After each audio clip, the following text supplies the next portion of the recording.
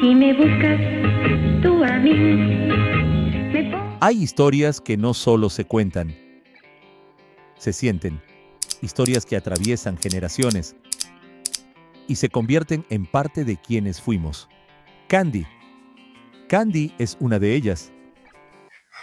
Pero hay un detalle que lo cambiaría todo y provocaría el mayor desacuerdo entre los creativos. Y no es el dinero. Y es este detalle lo que crearía que la obra se acabara de forma tan abrupta que parecería que todavía existe algo que contar. Candy White no es solo un dibujo animado. Es un recuerdo imborrable.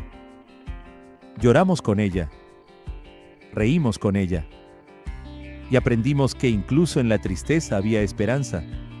Pero lo que casi nadie sabe es que detrás de esta obra tan querida se esconde una herida silenciosa, batallas legales por su autoría, y una autora cuyo nombre es casi desconocido, porque mientras la ilustradora Yumiko Igarashi se volvía el rostro famoso de la obra, la verdadera autora, Keiko Nagita, la mujer que escribió cada palabra, cada lágrima, cada personaje, fue condenada al olvido. Y eso nos deja una pregunta inquietante. ¿Cómo una historia tan maravillosa pudo ser secuestrada por el ego y la ambición? Hoy vamos a desenterrar esa historia, desde el Japón de la posguerra hasta el éxito global, y de alguna forma hacer justicia a la creadora de esta serie maravillosa, haciendo que su nombre sea recordado y su historia no quede en el olvido. Nuestra historia comienza no en las verdes colinas de América, sino en un Tokio que intentaba sanar sus heridas. 4 años después del fin de la Segunda Guerra Mundial, nace Keiko Nagita. Crecer en el Japón de la posguerra significaba crecer rodeado de una mezcla de pérdida y una feroz determinación por reconstruir. Pero, para la pequeña Nagita, la pérdida más grande no sería la de su país, sino la de su propio hogar. Cuando tenía solo 5 años, su madre falleció. Imaginen por un momento lo que eso significa. A una edad en la que el mundo de un niño gira en torno a su madre, Nagita perdió su centro. Su padre, tiempo después, se volvió a casar, y aunque su madrastra fue una buena mujer, Nagita cargó con un sentimiento de soledad que la acompañaría durante toda su infancia. Se sentía como una extraña en su propia casa, una pieza que no encajaba del todo. Y como hacen muchos niños solitarios, encontró un refugio. No en el mundo real, sino en uno que ella misma creó. A los 12 años, sentada en su habitación, Nagita decidió inventarse una amiga, una compañera que nunca la abandonaría. La describió en su mente con todo detalle. Era una niña con pecas, un rasgo que en Japón se consideraba un defecto, pero que para Nagita era una marca de carácter. Esta niña no era bonita de una manera convencional, pero tenía una sonrisa que podía iluminar el mundo. Y lo más importante, no importaba lo mal que la trataran, no importaba cuántas tragedias enfrentara, siempre se levantaba. Era optimista hasta la terquedad. Esta amiga imaginaria fue el prototipo, el ADN emocional de Candy White Ardley. Y tal vez esto es lo que hace que Candy sea tan especial, porque Candy no nació como un producto comercial, sino del sentimiento de soledad de una niña que había perdido todo a una temprana edad. O así ella lo entendía.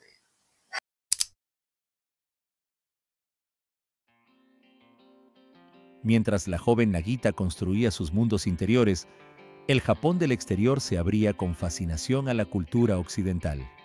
Las librerías se llenaron de traducciones de clásicos de la literatura infantil y juvenil europea y norteamericana. Para una generación de jóvenes japoneses, estos libros eran portales a un mundo de mansiones, internados y paisajes que solo podían soñar. Keiko Nagita no solo los leyó, los devoró. Y 2 obras en particular se convirtieron en los pilares sobre los que, años más tarde, construiría el universo de Candy. La primera gran influencia fue Papá Piernas Largas de Jean Webster, la historia de Jerusha Judy Abbott, una huérfana cuyo futuro es transformado por un misterioso y anónimo benefactor que financia su educación. La única condición es que ella le escriba cartas contándole su vida, aunque él nunca le responderá.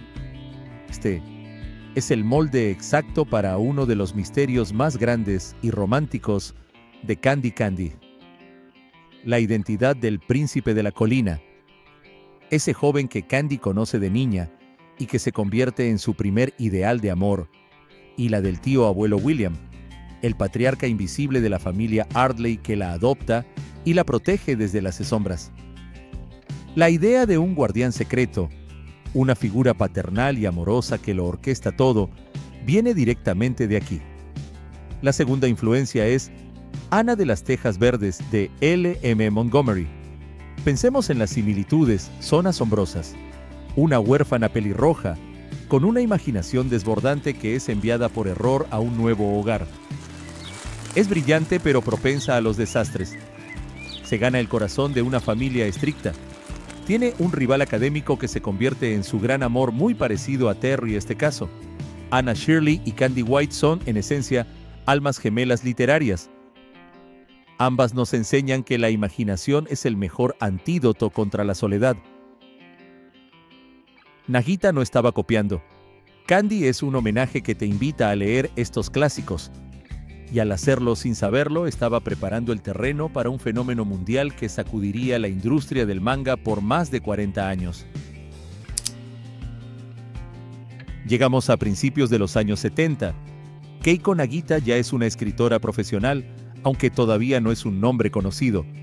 Escribe bajo el seudónimo de Kyoko Mizuki. Un día, recibe una llamada de Kodansha, una de las editoriales más grandes de Japón. Están buscando una nueva serie para su popular revista de manga. Quieren algo grande, una epopeya, una historia de una huérfana en la línea de los clásicos, pero con un toque moderno. Nagita tenía la historia perfecta en su cabeza. La historia de esa niña pecosa que la había acompañado desde los 12 años. Presentó la idea y a los editores les encantó. Pero una historia en una revista de manga necesita algo más que palabras. Necesita un rostro, necesita arte. Aquí es donde entra en escena la segunda protagonista de nuestra historia, Yumiko Igarashi. A diferencia de Nagita, Igarashi ya era una estrella en ascenso en el mundo del manga shoujo. Su estilo era la quinta esencia de lo que las chicas jóvenes amaban. Era hermoso, romántico y increíblemente expresivo. Sus personajes tenían ojos que eran ventanas al alma, cabellos que flotaban como seda y un vestuario que parecía sacado de un cuento de hadas europeo. Coincidentemente, Igarashi también era una fanática de los mismos clásicos literarios que Nagita. La editorial vio la oportunidad de crear un equipo de ensueño. Kodansha organizó el encuentro. La escritora con el alma de la historia y la artista con el trazo perfecto para darle vida. La colaboración comenzó. Nagita, como Kyoko Mizuki, escribía los guiones detallados, describiendo cada escena, cada diálogo, cada emoción. Luego, Igarashi tomaba esas palabras y las transformaba en viñetas que saltaban de la página. Fue el arte de Igarashi el que nos dio la imagen icónica de Candy. Su cabello rubio y rizado, sus lazos gigantes, sus ojos verdes llenos de lágrimas o de determinación. Fue una combinación perfecta, una tormenta perfecta. Pero en el corazón de esa tormenta, las primeras nubes de conflicto ya comenzaban a formarse. Pocas historias han generado un debate tan apasionado como el triángulo amoroso de Candy Candy, o, más bien, los dos grandes amores que definieron su vida, Terry Grantchester y Albert Ardley. Y en la forma en que cada uno fue retratado, podemos ver la primera grieta entre la visión de la escritora y la interpretación de la artista. Terry, el duque rebelde, atormentado por su pasado, con una coraza de cinismo que solo Candy podía romper. Para Nagita, Terry representaba el amor pasional, el primer amor adolescente que es arrollador, intenso y a menudo destinado a la tragedia. Era una parte crucial del viaje de Candy, pero no era el destino final. La lección de Terry era sobre el desamor y cómo seguir adelante. Pero en las manos de Igarashi, Terry se convirtió en algo más. Su trazo le dio un magnetismo irresistible. Cada mirada melancólica, cada sonrisa torturada, cada lágrima solitaria. Igarashi dibujó a Terry como el héroe romántico por excelencia. Para muchas lectoras, la historia de Candy Candy S.E. convirtió en la historia de amor de Candy y Terry. Su separación no se sintió como una lección de vida, sino como la injusticia más grande del universo. El arte de Igarashi hizo que el público se enamorara de Terry de una forma tan visceral que eclipsó casi todo lo demás. Y luego estaba Albert. Para Nagita, él siempre fue el final del camino. Muy parecido a Papá Piernas Largas, representaba un amor diferente. Maduro, estable, basado en la amistad, el cuidado mutuo y la comprensión profunda. Él era el príncipe de la colina y el tío abuelo William. Era su protector, su mejor amigo y, finalmente, su compañero de vida. La visión de Nagita era la de una Candy que, después de la pasión turbulenta de la adolescencia, encontraba un hogar en un amor tranquilo y seguro. Sin embargo, visualmente, durante gran parte de la historia, Albert era un personaje secundario, a menudo con barba y gafas de sol, o como un amnésico. No tenía el mismo impacto romántico inmediato que Terry. Algo que Nagita sentía era creado por Igarashi como una forma de sabotaje a su visión. En su contrato solo decía que tenía que seguir el guión, mas no decía cómo debía ilustrar cada segmento. Aquí yace la tensión. Nagita escribía una historia sobre el crecimiento personal de una mujer, cuyo objetivo final era la autosuficiencia y la paz interior. Igarashi, con su arte, dibujó una de las historias de amor más inolvidables y trágicas del manga. Ambas versiones son válidas, pero no son exactamente la misma. Y esta diferencia fundamental de enfoque sería una de las semillas de la futura batalla. ¿De quién era la historia, al final? ¿De quién la escribió o de quién le dio el rostro que todos amaron? Entre 1975 y 1979, el manga de Candy Candy fue un éxito rotundo en Japón, vendiendo millones de copias. Pero el verdadero Big Bang ocurrió en 1976, cuando Toei Animation estrenó el anime. La animación, la música inolvidable y las voces de los personajes llevaron la historia a un nivel completamente nuevo. La fiebre Candy se extendió por todo el mundo. En América Latina, donde las telenovelas con huérfanas y familias ricas eran ya un pilar cultural, la serie fue un fenómeno sin precedentes. Se transmitía a la hora de la comida, y familias enteras se reunían a verla.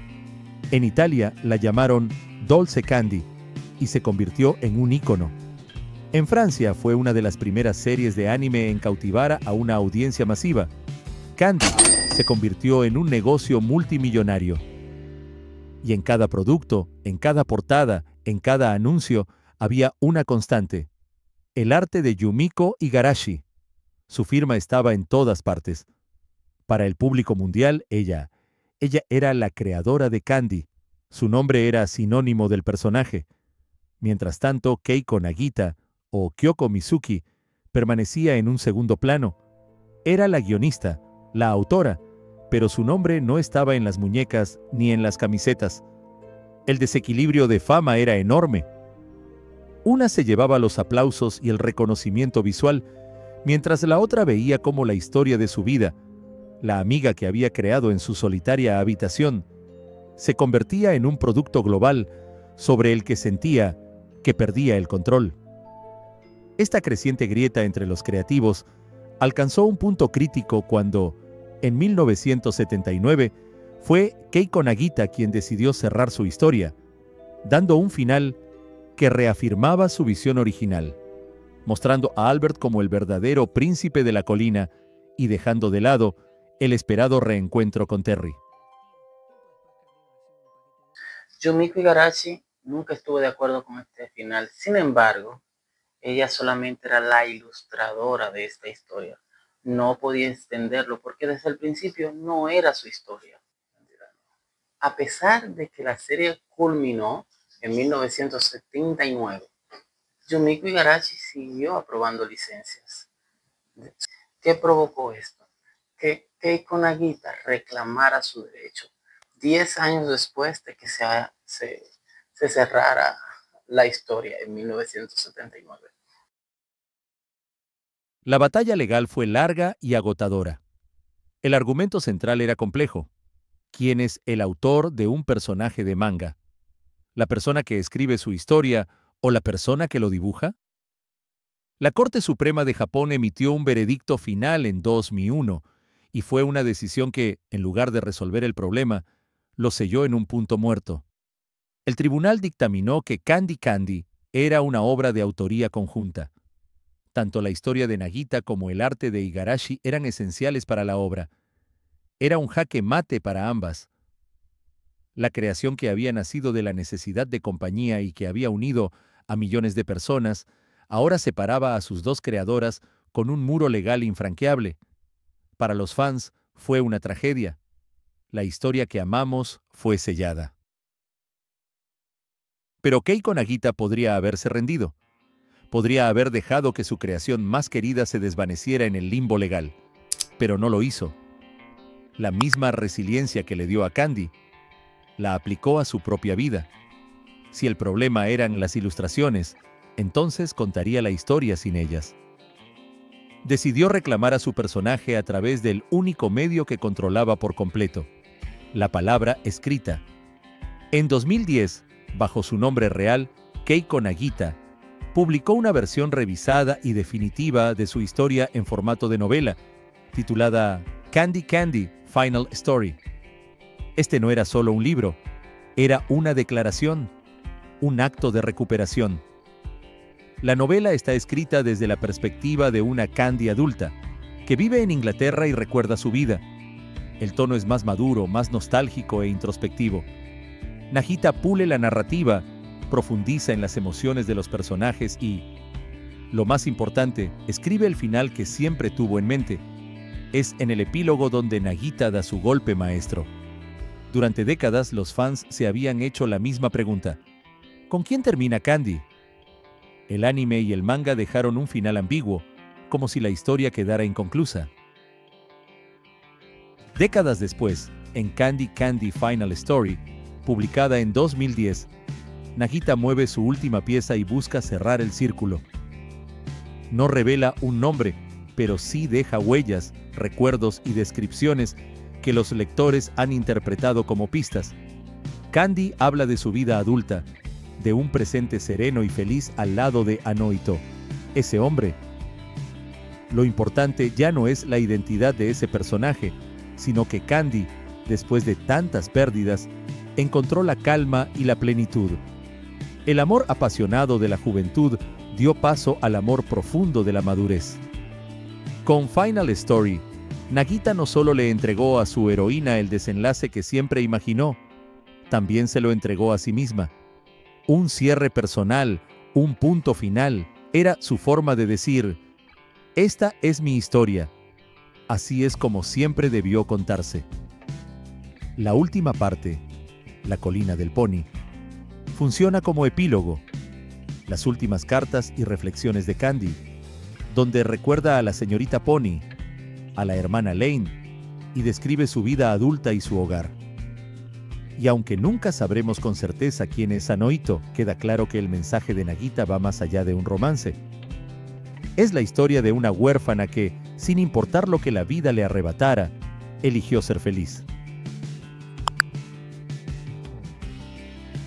La historia de Candy Candy es, en realidad, dos historias. Una es la que todos conocemos, la de la huérfana que nunca perdió la esperanza. Una epopeya de amor, pérdida y resiliencia que marcó a fuego nuestra infancia. La otra es la que acabamos de descubrir, la de dos mujeres talentosas, Keiko Nagita y Yumiko Igarashi, cuya colaboración brillante dio a luz a un ícono, pero cuya incapacidad para compartir ese legado casi lo destruye. Una le dio un rostro que enamoró al mundo. La otra le dio el alma que nos enseñó a vivir. ¿Podemos separar el arte de la historia? ¿La imagen de la palabra? Quizás no. Candy Candy siempre será el resultado de esa unión, a la vez mágica y conflictiva.